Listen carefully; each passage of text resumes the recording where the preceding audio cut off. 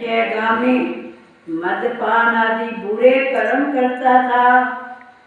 वो रात दिन पाप में रत रहता था, इसीलिए व्यापार में नगर में घूमता रहता था।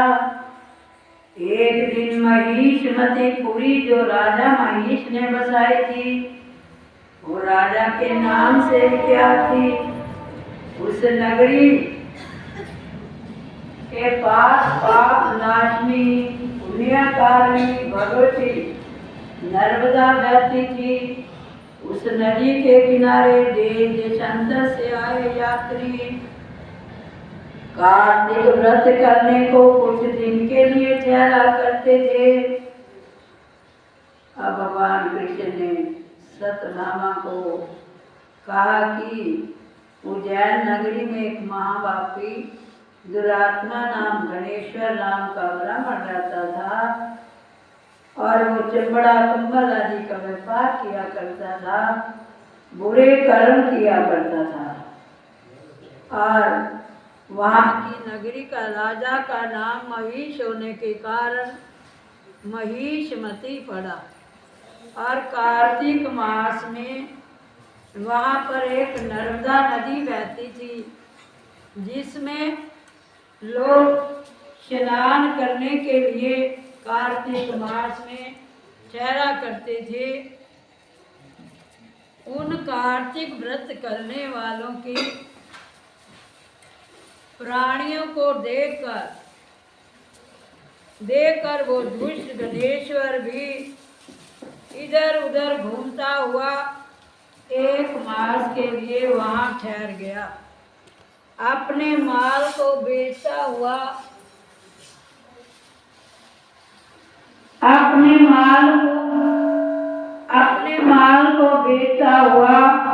वो गणेश्वर वहीं पर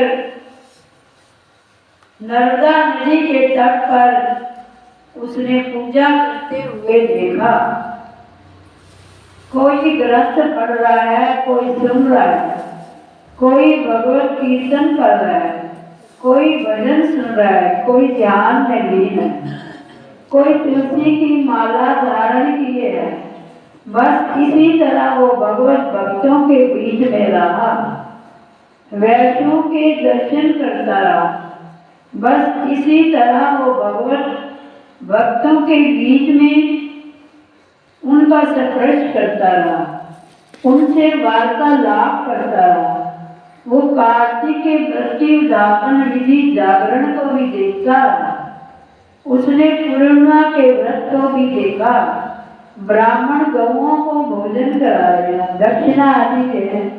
उसने नित्य प्रति भगवान शंकर की प्रसन्नता के लिए दीपदान को भी देखा। त्रिपुर नामक राक्षस के तीनों पुर को शंकर जी ने तिथि को जलाया था, इसलिए शिवजी के भगत इस तिथि को दीप उत्सव मनाते हैं। जो मनुष्य मुझमें और शंकर जी में अंतर मानता है, उसकी सारी क्रियाएं निष्फल होती हैं। गणेश्वर वहाँ की पूजा विधि देखता रहा, इधर उधर घूमता रहा।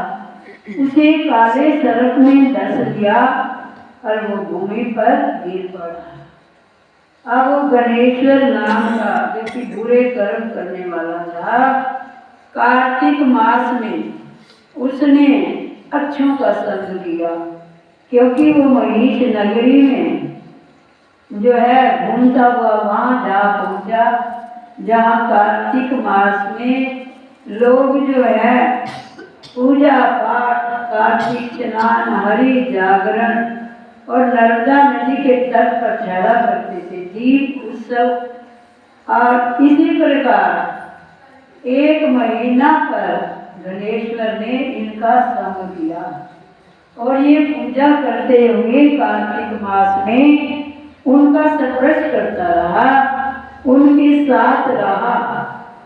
तो इसी प्रकार वो उसे काले सांप ने डस लिया तो वो भूमि पर गिर पड़ा।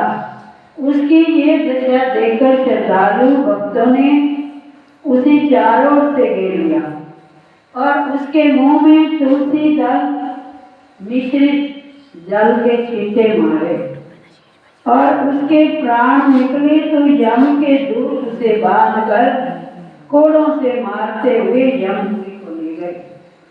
उसे देखकर चित्रगुप्त ने यम से कहा, इसने बाल्याकाल से लेकर आज तक बुरे कर्म ही किए हैं।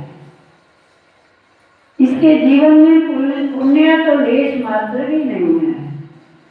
यदि मैं पूरा 1 वर्ष भी इसके कर्मों को कहता रहूं तो भी इसकी सूची समाप्त नहीं हो सकती।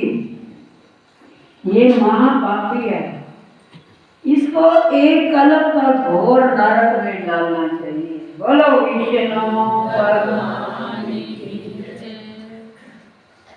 अब चित्रगुप्त की बात सुनकर यमराज ने बड़े क्रोध में आकर उसे अपना काल नेमी के समान भयंकर रूप दिखाते हुए अपने अनुचरों को आज्ञा देकर कहा, हे प्रेत सेनापतियों, इस दुष्ट को मृगदरों से मारते हुए कुंभी पाक नरक में डालो।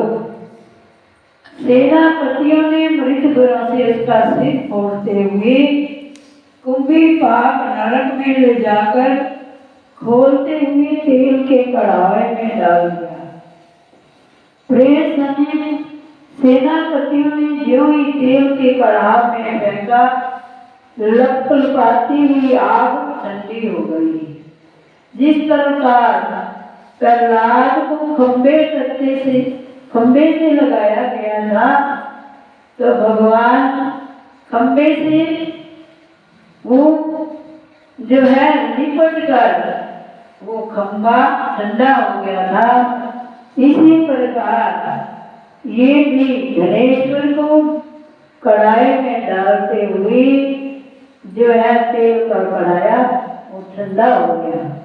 अब यमराज भी आश्चर्यचकित हो गया और अपने पास इस स्थिति के बारे में विचार करने लगा।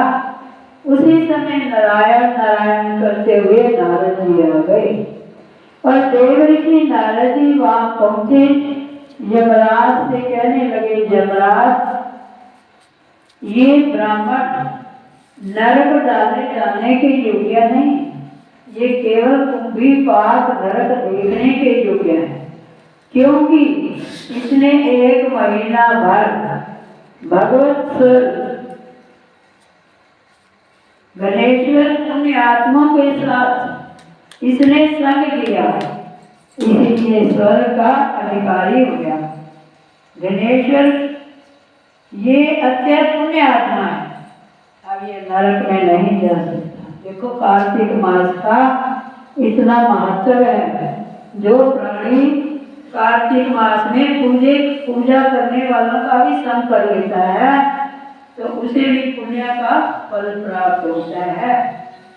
तो इसी प्रकार अब वो नारद जी आगे, नारद जी ने क्या कहा कि ये अब नरक देखने का अधिकार है, भोगने का अधिकारी नहीं, क्योंकि इसने कार्तिक मास में नित्य नियम लोगों को स्नान करते, नर्मदा नदी के तट पर जप करते हुए, पूजा करते हुए, हरि जागरण करते हुए और दीप दान देखा। ये अच्छे कर्म करने वालों के संग 1 महीना भर रहा। तो इसलिए अब ये नरक में भोगने का अधिकारी नहीं, केवल देखने का अधिकारी है। बोलो विष्णु भगवान की जय। भगवान कृष्ण ने कहा। अब नारद जी ऐसा कहकर चले गए। गणेश्वर को पुण्य आत्मा समझते हुए यमराज ने दूतों ने उसे नरक दिखाते हुए कहा, बोलो विष्णु भगवान।